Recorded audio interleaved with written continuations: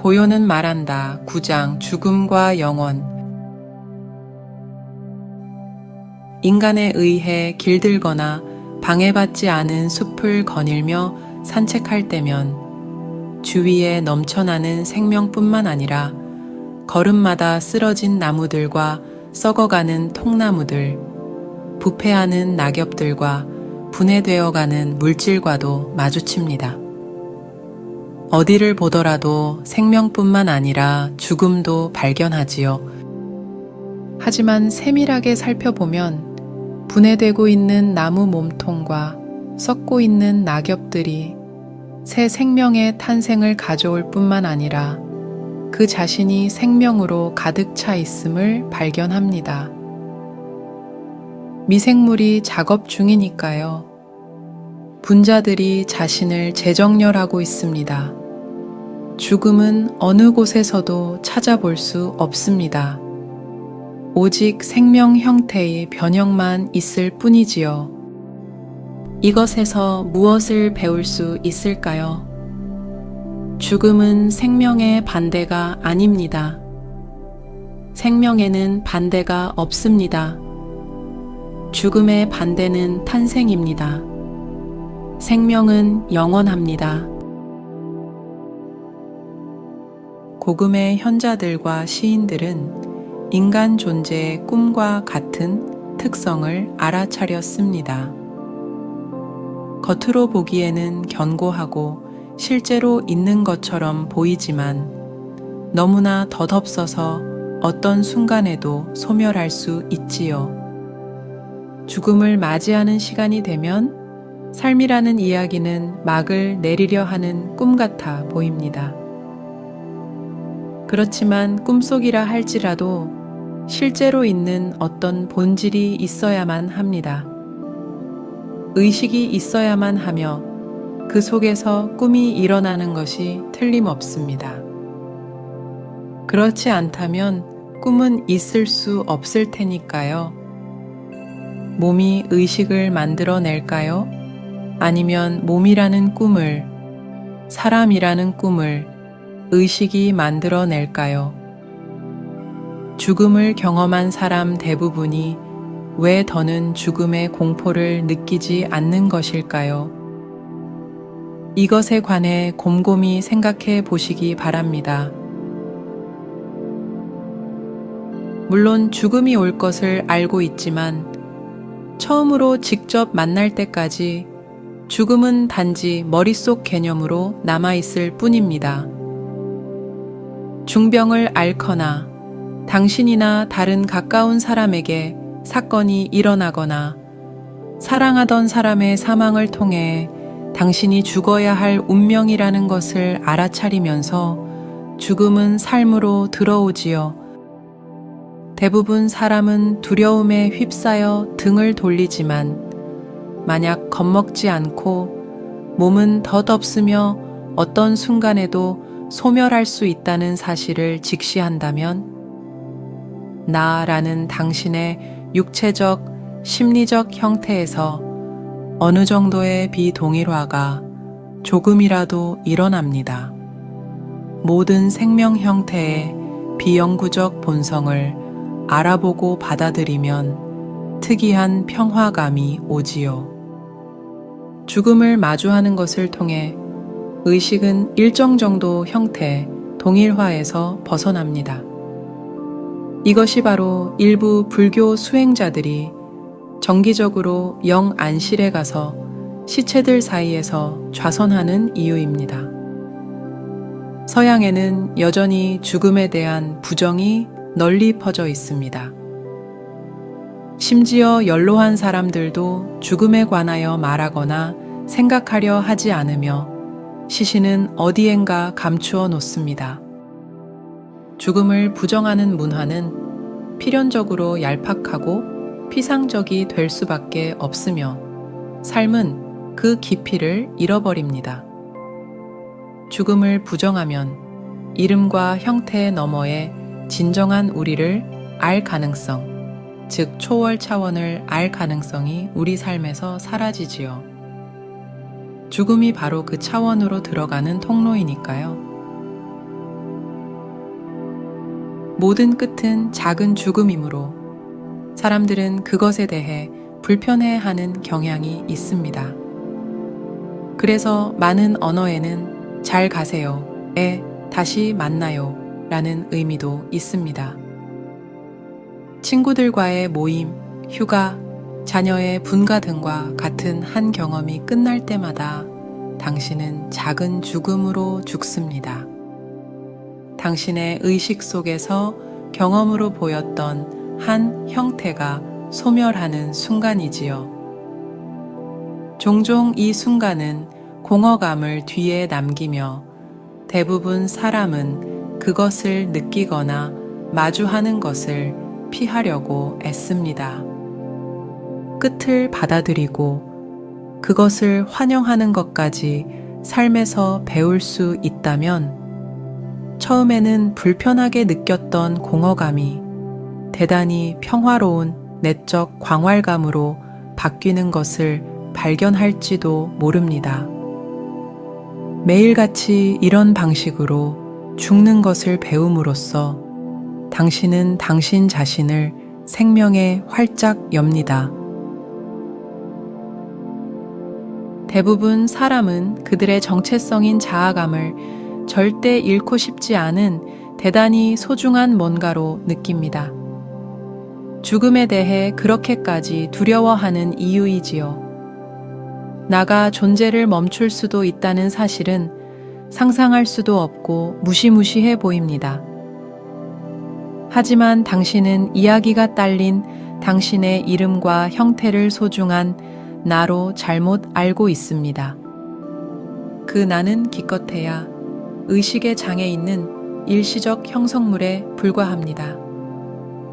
형태 정체성이 당신이 아는 전부인 한 가장 소중한 것은 당신의 본질이자 내면 깊은 곳에 나는 이다 라는 느낌이며 그것이 의식 자체라는 것을 당신은 알아차리지 못합니다. 당신 안의 영혼이자 당신이 잃을 수 없는 유일한 것이지요. 재산, 집, 가까운 관계, 명성, 직장, 육체적 능력 등의 심한 상실이 삶에서 발생할 때마다 당신 안에 어떤 것이 죽습니다. 당신이 누구라는 정체감이 줄어드는 것을 느끼지요. 또한 이것이 없으면 나는 누구지? 라는 일종의 방향 감각 상실이 있을 수도 있고요. 무의식적으로 당신 일부로서 동일시했던 한 형태가 떠나거나 소멸할 때면 엄청나게 고통스러울 수 있습니다. 말하자면 당신 존재라는 직물에 구멍이 뚫리는 셈입니다. 이런 일이 일어날 때 당신이 느끼는 고통이나 슬픔을 부정하거나 무시하지 마십시오. 그것이 있음을 받아들이세요. 상실을 둘러싸고 이야기를 꾸미면서 그 속에 당신을 피해자 역할로 배정하려 하는 마음의 성향도 알아차려야 합니다. 두려움, 분노, 분함, 자기 연민 등이 그 역할과 함께하는 감정들입니다. 그런 후에 마음이 만든 이야기뿐만 아니라 감정들의 뒤편에 있는 빈자리, 빈 공간에 대해서도 알아차리십시오. 그 낯선 공허감을 대면하고 받아들일 수 있겠습니까? 만약 당신이 그렇게 한다면 그 빈 공간이 더는 두려운 곳이 아니라는 것을 발견할지도 모릅니다. 언제 죽음이 일어나든, 언제 형태가 소멸하든, 소멸하는 형태가 남긴 그 열림을 통해 형태 초월이자 발현되지 않은 차원인 신이 빛을 발합니다. 따라서 죽음이야말로 삶에서 가장 신성한 것이기도 합니다. 그것이 바로 죽음에 대한 사색과 받아들임을 통해 당신에게 신의 평화가 올 수 있는 이유입니다. 인간의 모든 경험은 짧게 끝나며 우리의 삶은 너무나 덧없습니다. 탄생과 죽음에 종속되지 않은 영원한 것은 없을까요? 이것을 생각해 보십시오. 세상에 오직 한 가지 색깔인 파란색만 있다면 온 세상과 그 안의 모든 것들은 파란색이 되고 이제 파란색은 더는 존재하지 않을 것입니다. 파란색이 아닌 색이 있어야 파란색을 알아볼 수 있을 것입니다. 그렇지 않다면 파란색은 두드러질 수 없으며 존재할 수 없겠지요. 같은 식으로 생각해서 모든 덧 없는 것을 알아보기 위해 덧 없지 않고 비영구적이지 않은 어떤 것이 필요하지 않을까요? 다른 말로 하자면, 만약 당신 자신을 포함해서 모든 것이 영구적이지 않다면 그것을 알 수나 있겠습니까? 당신 자신의 형태를 포함한 모든 형태에 단명하는 성질을 알아차려서 그것을 목격할 수 있다는 사실은 당신 안에 뭔가 소멸하지 않는 어떤 것이 있다는 것을 의미하지 않을까요? 20살 때는 몸을 강하고 왕성한 것으로 알아차립니다. 60년 후에는 약하고 늙은 것으로 알아차리고요. 생각도 20살 때와 비교하면 변했을지도 모릅니다만 몸의 젊음과 늙음을 아는 알아차림, 당신 생각이 변했다는 것을 아는 그 알아차림은 전혀 변하지 않았습니다. 그 알아차림이 바로 당신 안에 있는 영혼, 즉 의식 자신이지요. 그것이 바로 형태 초월인 한 생명입니다. 그것을 잃을 수 있을까요? 잃을 수 없습니다. 여러분 자신이 그것이니까요. 마치 소멸해가는 몸 형태를 통해 뭔가가 빛을 발하는 듯 어떤 사람들은 죽기 직전 깊은 평화 상태가 되면서 거의 빛이 나오게 됩니다.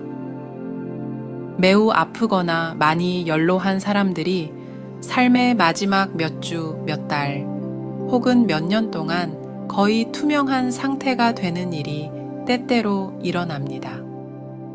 그들이 당신을 바라볼 때 당신은 그들의 눈을 통해 나오는 빛을 볼지도 모릅니다. 아무런 심적 괴로움도 남아있지 않은 상태이니까요. 그들은 모든 것을 내어주었고 마음이 만든 에고적 나인 사람은 이미 소멸하였습니다. 죽기 전에 이미 죽었으며 내적 평화, 즉 내면에 있는 죽음 초월이라는 깨달음을 그들은 찾아냈습니다. 모든 사건과 재앙에는 우리가 보통 잘 알아차리지 못하는 잠재적 구원의 차원이 있습니다. 전혀 예측하지 못했다가 눈앞으로 다가온 죽음의 엄청난 충격은 당신의 의식을 형태와의 동일화에서 완전히 벗어나게 만드는 효과가 있을 수 있습니다. 육체적 죽음 직전의 마지막 몇몇 순간, 그리고 죽는 순간에 당신은 형태에서 벗어난 의식으로서 자신을 경험하지요. 갑자기 더는 두려움이 없으며 모든 것이 잘 있구나 라는, 그리고 죽음은 단지 한 형태의 소멸일 뿐이라는 알미 있습니다. 당신 자신으로 동일화했던 몸 형태만큼 죽음도 궁극적으로는 환상에 불과하다는 것을 당신은 이제 알아봅니다. 죽음은 현대 사회가 믿게 하는 것처럼 그렇게 이례적이거나 모든 사건 중에서 가장 끔찍한 일이 아니며 죽음의 반대이자 죽음과 분리될 수 없는 탄생이 그렇듯이 세상에서 일어나는 가장 자연스러운 일일 뿐입니다. 임종을 앞둔 사람의 곁에 앉아 있을 때 이 말을 되새기시기 바랍니다. 한 사람의 죽음의 목격자나 동반자로서 있는 것은 위대한 특권이며 신성한 행위입니다. 죽어가는 사람과 함께 앉아 있을 때 그 경험의 어떤 면도 부정하지 마십시오. 일어나는 일도 부정하지 마시고 당신의 감정도 부정하지 마십시오. 할 수 있는 일이 없다는 사실이 무기력함, 슬픔 또는 분노를 느끼게 할지도 모릅니다. 당신의 감정을 받아들이세요. 그런 후에 한 걸음 더 나아가시고요. 당신이 할 수 있는 일이 아무것도 없다는 것을 받아들이십시오. 완전히 받아들이셔야 합니다. 당신이 통제할 수 있는 일이 아니니까요. 그 경험의 모든 측면에 깊이 항복하세요. 죽어가는 사람이 경험하고 있을지도 모를 모든 고통과 불안뿐만 아니라 당신의 감정들에도 항복하십시오. 항복한 당신의 의식 상태, 그리고 그것과 함께 오는 고요가 죽어가는 사람을 크게 도울 것이며 그들의 변이를 쉽게 해줄 것입니다. 필요하다면 내면의 고요에서 말씀이 나옵니다만 말은 부차적일 뿐이지요. 고요와 더불어 오는 은총이 있습니다. 평화입니다.